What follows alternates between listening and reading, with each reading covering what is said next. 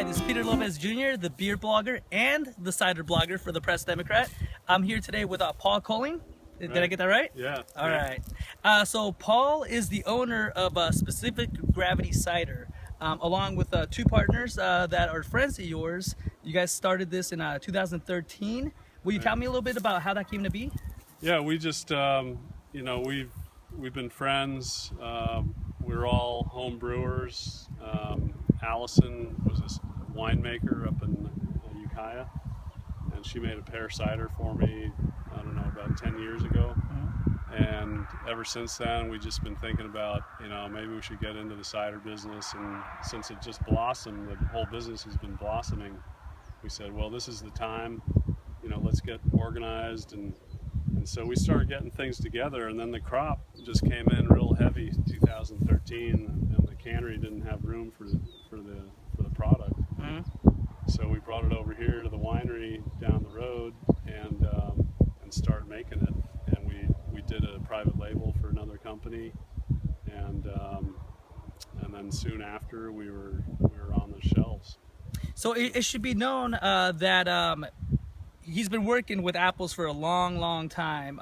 Paul, you're also the owner of Nana Mae's Organics. Yeah, Nana Mae's Organics. You'll find those products places like Oliver's Market, Whole Foods Tap. I'm sorry, I'm thinking beer, Whole Foods Tap Room, but Whole Foods, Oliver's Market. Where are some other locations that would carry your products? All independent grocery stores like Fiesta, Furcrest. Okay. All local stores, Whole Foods, Community Market.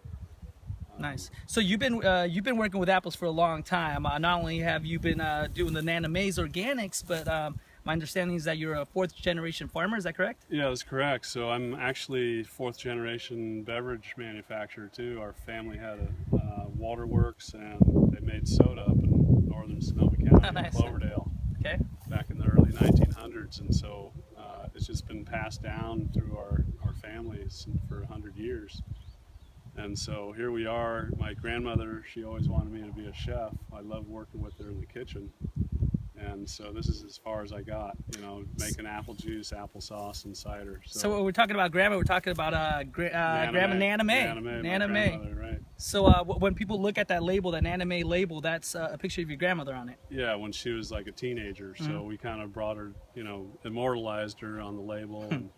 And people respect the brand, so we thought, well, it makes sense just to carry it on to the cider part of it. Yeah, you got quite the following with that brand. Very well respected brand around here in this community. Yeah, thank you very much. Tell us a little bit about the two ciders. So we have our blue label, which is an artistic series. Our partner Steve Howard, his wife Bernadette, did the original artwork for that. And so when you look at it, it almost looks like a live organism, like ocean water or something. So it kind of symbolizes that, because our product is raw, we don't pasteurize it. So there's live culture in there. There's a little acetobacter, there's lactobacillus, so it's, big fancy words. Yeah, I try to tell people it's really like it's like a kombucha cider. It just has 7% alcohol instead of 1% like kombucha does. But it has a really nice apple flavor. We took it dry all the way.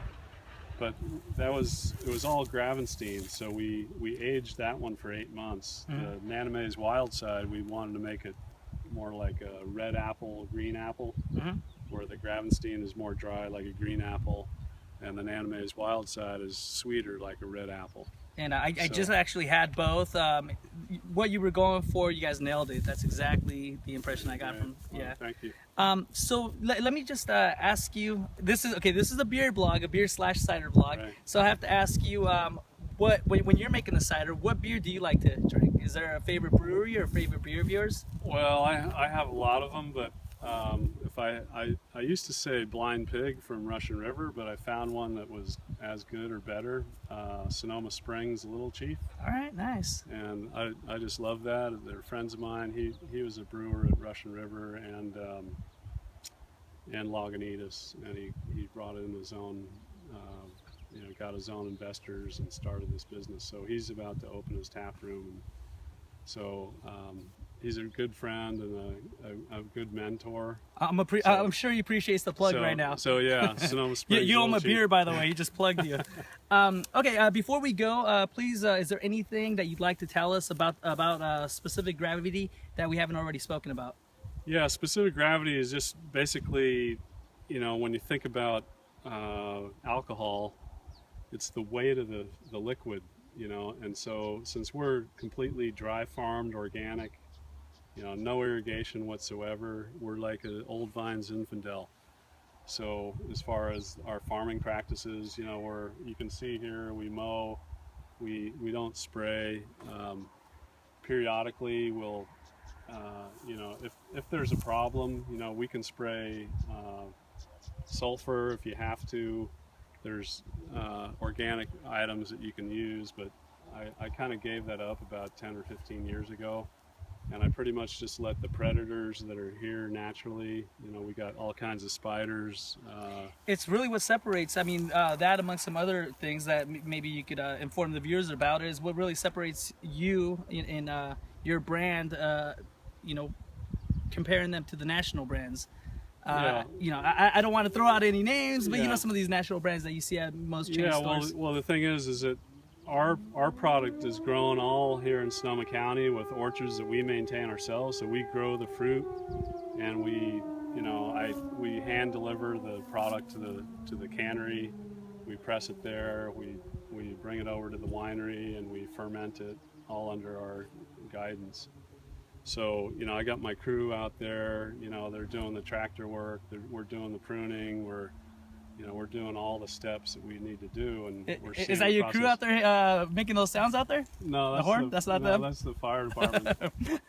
but yeah, these are Granny Smith apples right here. So you mind if I pick one? Well, you can, but there, I just picked one for you. See, this is what we call June drop right now. It's not quite June, but apples that are getting big and they're pushing each other off, and they kind of thin themselves. Some of them weren't completely pollinated, so they fall off, just with not very much guidance there. But anyway, so we're about to start propping the limbs. The limbs are getting heavy. You can see how they're kind of bending down like this. Sure. And as they get heavier, we put props underneath them to keep them from breaking. And so it's kind of an old trick. But, sure. Fourth generation farmer, he would know. Yeah. Paul, thank you so much for having us here today. You're welcome. Appreciate it. Yeah, thank you.